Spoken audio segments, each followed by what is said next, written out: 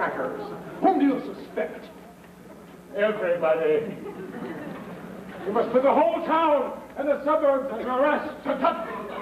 We must be careful not to give the alarm prematurely. What? We must go to work quietly.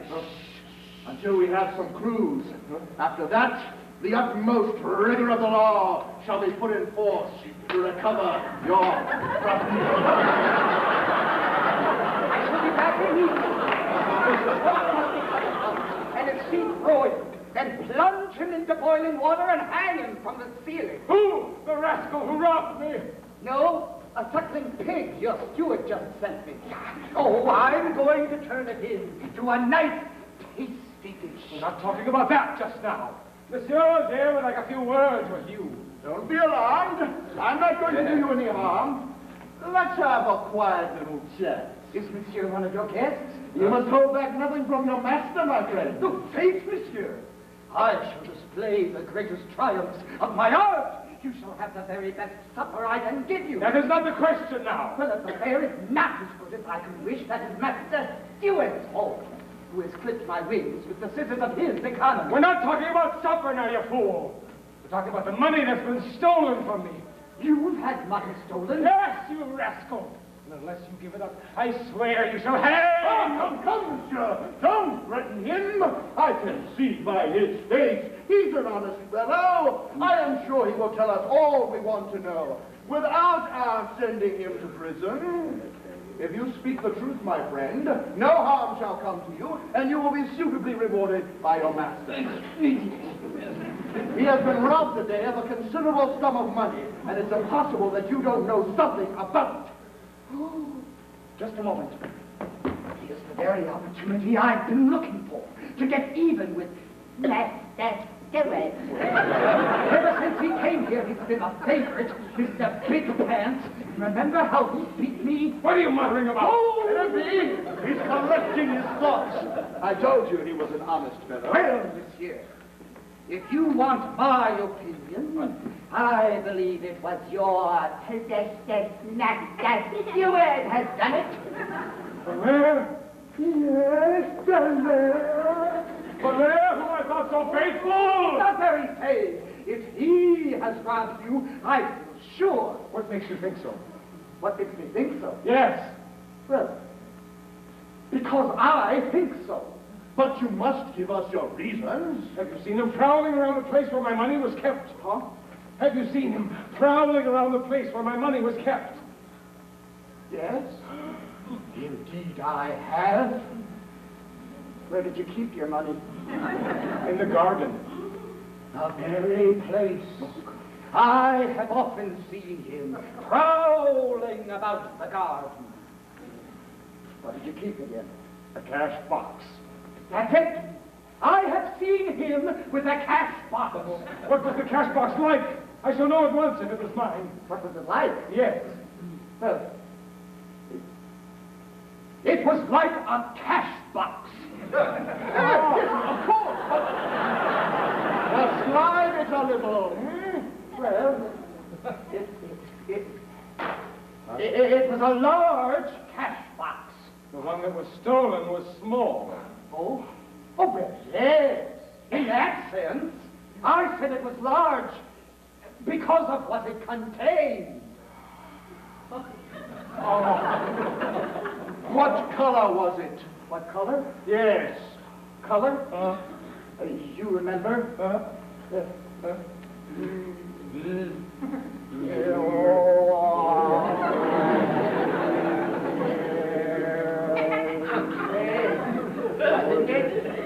No. Gray. That's it. Reddish gray. That's what I meant. The very one! I'll swear to it. Oh, write it on this down, monsieur.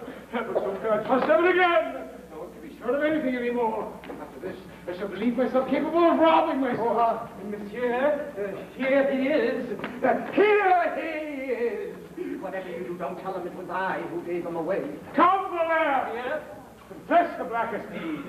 The most horrible crime which has ever been committed. What do you mean, monsieur? What do I mean, you treacherous scoundrel? Don't you blush for your crime? What crime are you speaking of? What crime am I speaking of? As if you didn't know well enough. Monsieur. No, it's no use attempting to deny it. It's all out. They have told me everything. How could you worm your way into my house, take advantage of my good nature, only to betray me? If they have told you everything, monsieur, then I won't make any attempt to deny it. What? Have I hit upon the truth by mistake? I was going to speak to you about it and waited only for a favorable opportunity. But as it has come out, I beg you not to be angry, but to hear what I have to say. What can you have to say, you abominable thief? Oh, monsieur, I don't deserve to be called that. I've done you wrong, I admit. But after all, my fault is pardonable. Pardonable? A treacherous and deliberately planned robbery? Pray, monsieur, don't be so angry. When you've heard me out, you will see that not so much harm has been done after all. Not so much harm. My blood, my very being. Your blood, monsieur, has not fallen into bad hands. Tell me who put you up to this. Oh, monsieur, do you need to ask? Most certainly I do. A God who is himself the best excuse for all he makes us do. Love. Love? Yes, love. A worthy love, I swear, the love of my 10,000 smackers. No, monsieur. It was not your wealth that tempted me. I was not dazzled by that. I swear I will never ask you for anything more if you'll only let me keep what I have. No! Devil take me if I will. I will not let you keep what you have. You never hear such insolence to expect to keep this stolen booty. Do you call it a theft? Ah, do I call it a theft? A treasure like that. A treasure, true, the most precious you have. But my gain need not be your loss. But I beg you on my knees to give me this treasure so full of charms. Indeed, goodness itself should urge you to consent. I should be nothing of the sort. What an idea. We have promised eternal constancy and sworn never to forsake each other. I think I'd like a way to part you. Yes, we are together forever. Oh, goodly oath and a worthy promise. And nothing but death can make you part us. Oh, you must be very keen to get my money. I've already told you, monsieur, I was moved by no such consideration. But all will be on my side, you brazen-faced villain. As for that, you can do as you please. I am ready to suffer the worst punishment you can inflict. But I beg you to believe if any harm has been done, I alone am responsible and your daughter is in no way to blame. I hope so. It is shocking indeed if my daughter were an accomplice. But I want my treasure back. You shall tell me where you have put my treasure. What do you mean, monsieur? Your treasure is still at home. The cash box. Not gone from the house, you say? No, monsieur. Then you have not touched. I? Touched? You do us both wrong, monsieur. The passion which burns in me is too pure, too respectful. It burns for my cash box. Your treasure is too pure, too soulful for that. My cash box, too soulful. All I ask is but to gaze on such beauty. Oh. No baser thought has sullied the love with which those sweet eyes have inspired me. The sweet eyes of my cash box. The fellow sounds like a lover of his mistress. Dame Claude knows everything, monsieur. She will tell you. What? My servant was in the plot. Yes, monsieur. She was a witness to our engagement and joined me in persuading your daughter to accept my love. Though not until she was convinced of the honesty of my intentions. What has my daughter got to do with this? It was only after the utmost persuasion, monsieur, that her modesty consented to the demands of my love. Whose modesty? Your daughter's! It was only yesterday that I could persuade her to sign a promise of marriage. My daughter has signed a promise of marriage? Yes, monsieur, and I have done the same. Good God, another calamity! Write it all down, monsieur. Write it all Crime down. upon crime! Disaster upon disaster! Come, monsieur, then do your duty. I bring an action against him as a thief and a seducer. A thief and seducer. I have not deserved these names. And when it is known who I really am. Oh, yes. Oh, you wicked girl. You don't deserve to have a father like me. This is how you practice the lessons I taught you. You fall in love with an infamous thief and sign a promise of marriage without my consent. Well, I shall be a match for you both. For you, 4 convent walls, very high. Oh! For you, a strong noose, very tight. Oh. Your unreasoning passion will not be the judge. I shall at least be heard before I'm condemned. I was wrong when I said a noose. You shall be broken alive upon the wheel. Father, I implore you not to be so cruel. You've quite mistaken this young gentleman. He is not what he appears. And when I tell you that but for him, you would have lost me long ago. You will no longer be angry for giving my life into his keeping. It was he, Father, who saved me from drowning. Oh, I don't give a fig for that. Better for me if he'd let you drown than do what he has done. Father, I beseech you by your love for me. No, I won't hear a word. The law shall take its course. Oh, here's a dreadful situation. Signor Abigail, what is the matter? You seem to be in a passion. Signor Anselm. Oh, Signor Anselm. I am the most unfortunate of men.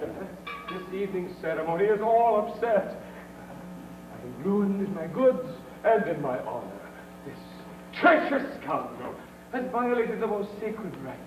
He has wormed his way into my house in the guise of a steward to steal my money and seduce my daughter. Who is thinking of your money? You're always dragging that in.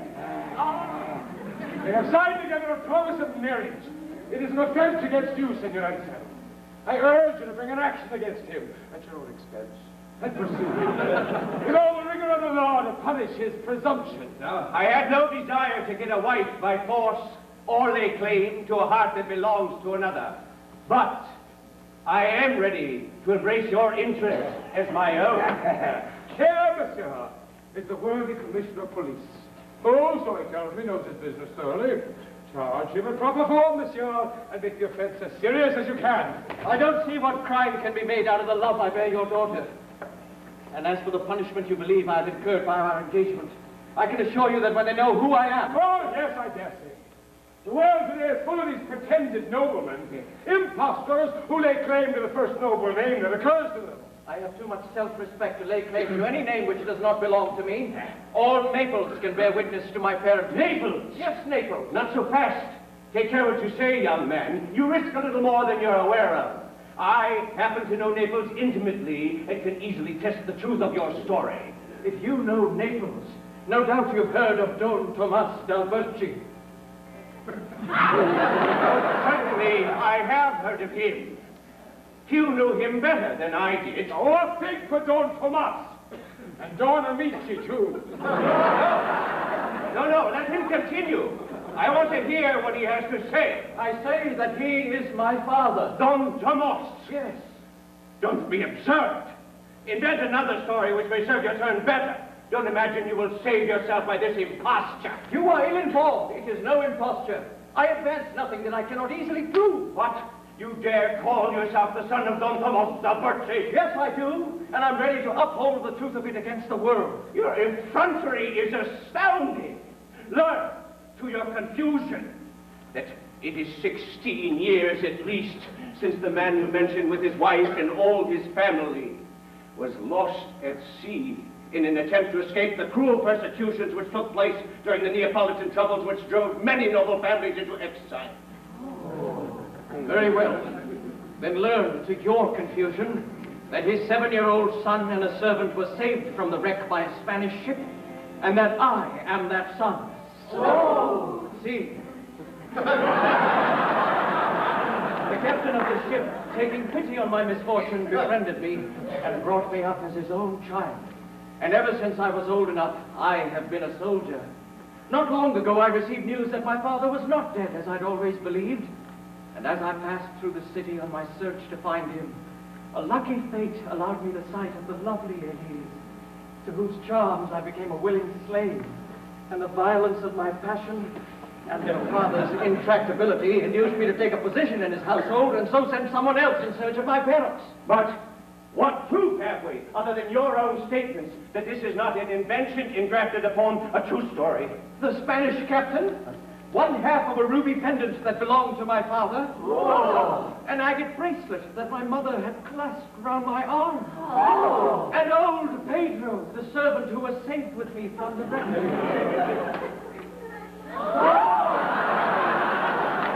Hola.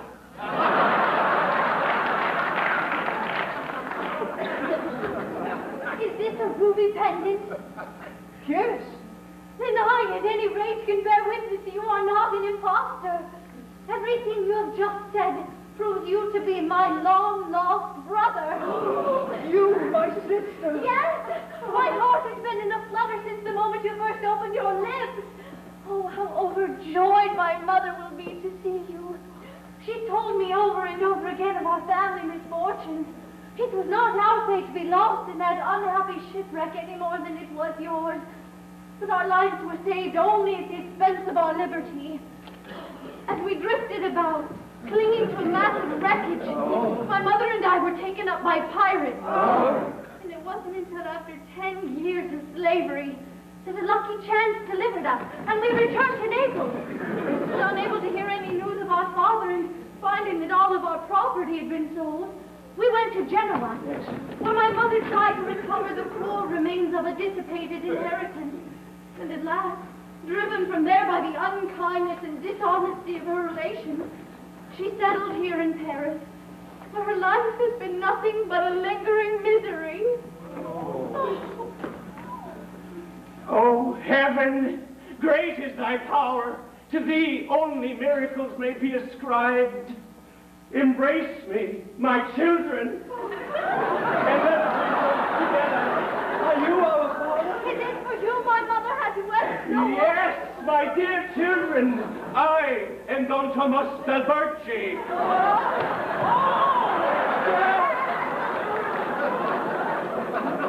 And as you see, I too escaped from the wreck and was lucky enough to save my money bags along with me. And just now, after more than 16 years of loneliness, believing you to be lost, I decided by an alliance with a good and sweet lady to try the consolations of a new family. And as life was no longer safe for me in Naples, and a lucky opportunity arose of selling my property there, I gave up all thoughts of returning and settled here instead, where, under the name of Anselm, I have tried to forget the misfortunes of that other name which caused me so much unhappiness. Is this your son? It is! Then I hold you responsible for the 10,000 crowns he's stolen from me. He's stolen from you? Yes. Who told you that? Master Jacques. Do you say so? You can see plain enough, I'm not saying anything. He did say so. The commissioner there has taken down the evidence. Do you really believe me capable of doing such a blackguardly thing? Capable or not, I want my money back. Make yourself quite easy, Father, and withdraw these accusations. I have found out where your money is. I've come to tell you that if you will only agree to my marriage with Marianne, it will be given back to you immediately. Hold this. Where is it? Never mind. I will answer for its safety. Well, I'm only waiting to hear what you will choose. To let me marry Marianne, or to lose your cash box. nothing has been taken out. Nothing at all. So make up your mind to agree to this marriage. Her mother allows her to choose between us. Oh, but more than her consent is needed now. Heaven has not only given me back a brother, but a father too, and you must have his consent as well. Oh, heaven did not give me back to you, my dear children, to cost you natural affection. Signor Harpagon, surely you must understand that the girl would rather marry the son than the father. So, waste no breath in useless opposition, but give your consent with me to this double wedding. I can't make up my mind until I've seen my cash box. Why, you'll see it quite soon with its contents untouched. Well, I have no money to give my children at their marriage. I have enough for both of them, so don't let that distress you.